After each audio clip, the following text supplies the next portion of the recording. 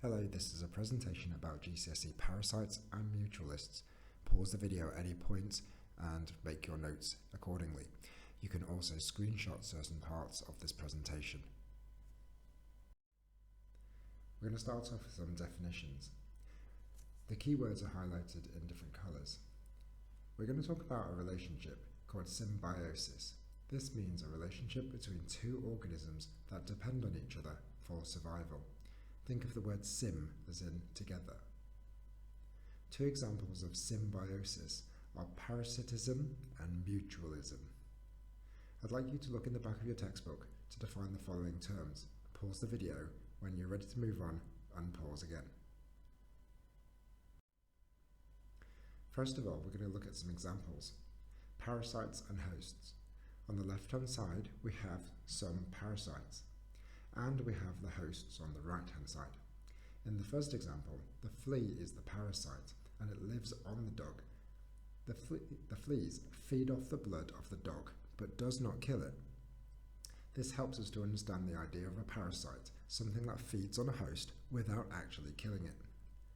Now, the host does not benefit, so the parasite is going to feed off the host, and it will cause a lack of growth, malnutrition, and it also weakens the immune system. In this type of relationship, parasitism is when one organism benefits but the other does not. Here is a table of mutualistic relationships. Mutualism is a type of symbiotic relationship, in other words, organisms living together that depend on each other for their survival. In this type of relationship, it is a win-win situation.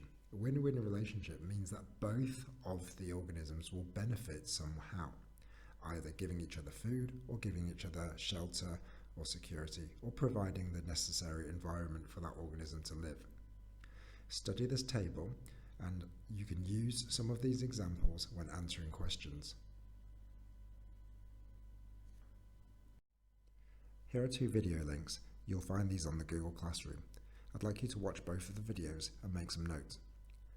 The first video is about 3 different types of symbiotic relationship: mutualism, parasitism, and a third one called commensalism. Commensalism is not required for your GCSE, however, feel free to learn more about it. The second video is about inter- and intra-specific relationships. This means symbiotic relationships or relationships that occur between members of different species and also between members of the same species. These don't have to be symbiotic relationships, but can be any relationship between different individuals, either of the same species or different species.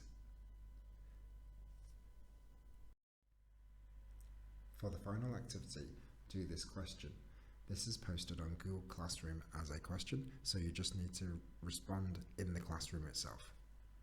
Remember, you can use your paper on the side and plan your response in a logical order before working on the spelling and grammar to make it into a section of prose.